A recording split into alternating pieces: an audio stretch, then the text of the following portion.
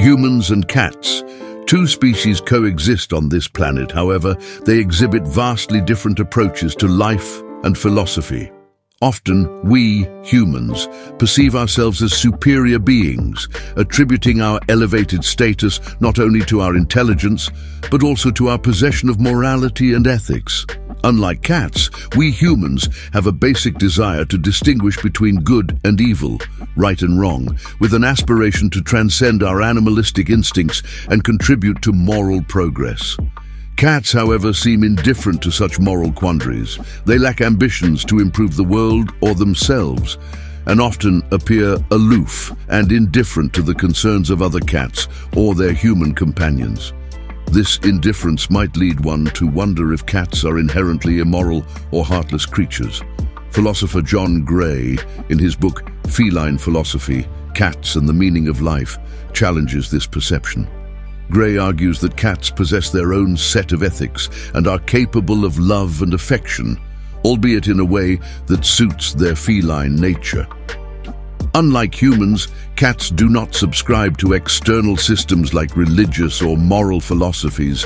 Instead, their ethics emerge from within, an intrinsic knowledge of how to live a fully fledged feline life.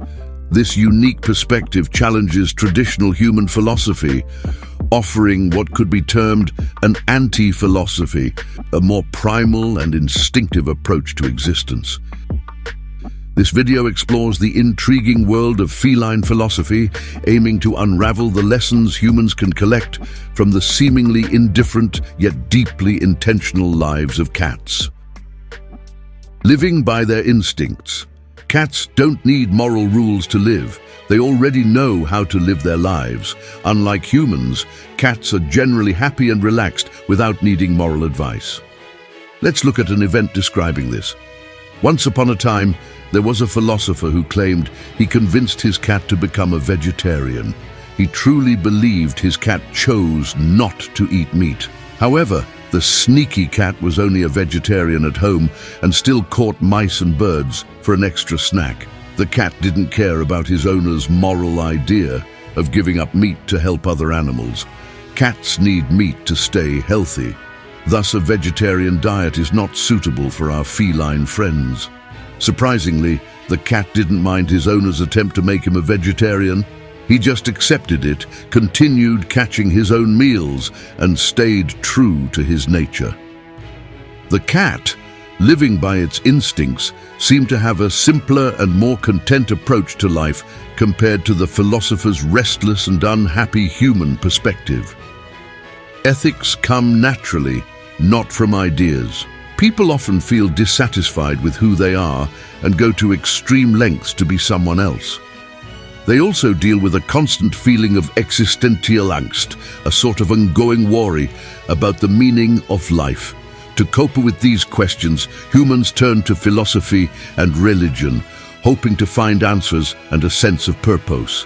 They rely on morals or rules to figure out what's good or bad, how to get better, and how not to be bad people. John Gray, a philosopher, believes that most of these rules are made up by people and are not inherently true. What one person sees as moral, another might see as immoral. These moral values, like fashion trends, change over time. Gray suggests that people who claim to be moral are really just expressing their feelings and using facts now and then to support their judgments. Contrastingly, cats are quite content with being cats. Unless their safety or comfort is at risk, they're happy with the world around them. They don't feel the need to change who they are or follow rules telling them how to live. Even when they encounter people who try to change everything around them, cats simply ignore them and walk away. Gray points out that cats are not immoral. Their ethics come naturally, not from ideas. For instance, cats can be very brave and excellent caregivers to their young, not seeking praise or approval from other cats or their owners. Cats act in the best interests of their young because it's in their nature to care deeply for them. Cats don't dwell on what's good or evil, moral or immoral. They just follow their instincts. This natural approach makes cats more tranquil and carefree compared to humans, who often find themselves troubled by various thoughts and ideas, sometimes to the point of madness. Love independence. Unlike many other animals, cats were never fully tamed by humans. Dogs, on the other hand, have become a part of human life, doing tasks to help us.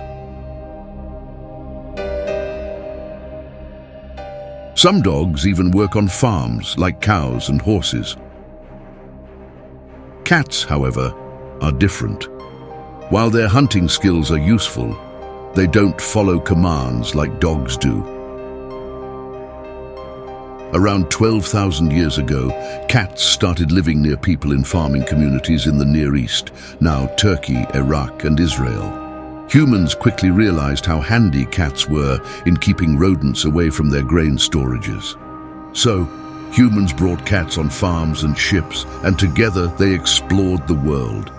It turns out that cats benefit a lot from being with humans. We provide them with a steady supply of food and shelter. While cats can be helpful to us, they mostly just enjoy our company. Interestingly, cats don't rely on us, they don't see themselves as our property. Even though they may really like their human friends, they don't stick to them all the time. If they enjoy being with us, they stay. If not, they go their own way. Cats will happily take the food we give them. But if we stop, they'll use their hunting skills. So cats kind of trained humans to love them by being their charming, independent selves.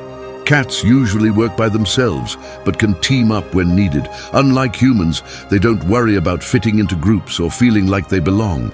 Cats don't seek approval or care about what other cats think of them. They're perfectly fine being alone, which is quite different from many humans. Humans often struggle with being alone and constantly seek distractions to avoid facing the challenges of life, like pain, death, and loss. Cats, however, don't run away from their own company. They're comfortable with how things are and don't need to escape from themselves. This is unlike many people who find it hard to be alone without constantly looking for ways to avoid facing the realities of life. So why are cats generally happy while humans often struggle with happiness? Unlike humans, cats are not self-conscious and don't seek meaning by constructing a narrative about their lives. Humans, on the contrary, tend to create or search for narratives that explain their existence and the world around them. To find more secure narratives, people turn to religion and philosophy. The problem is that a broken or tragic story can be really damaging to human happiness, and many people have such stories. This leads to the default human condition being one of misery. On the flip side, cats default to a condition of happiness. Even when facing challenges, they don't rely on stories or a history around them, nor do they worry about the future.